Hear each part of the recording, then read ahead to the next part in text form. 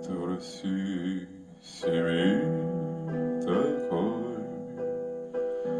где не памятен был свой герой, и глаза молодых солдат с фотографией увядших глядят.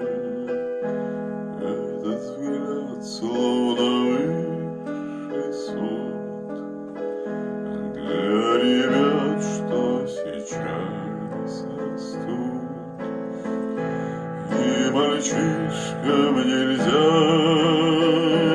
ни солгать, ни обмануть, ни с пути свернуть.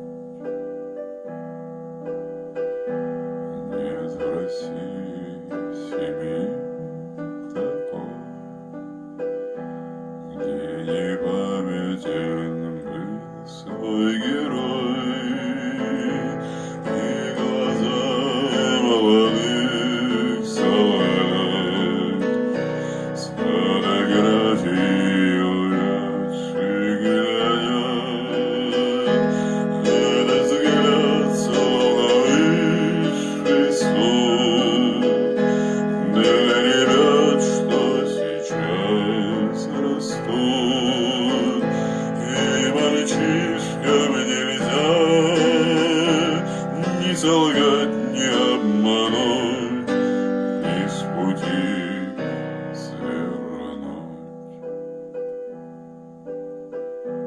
Нет в России семьи такой,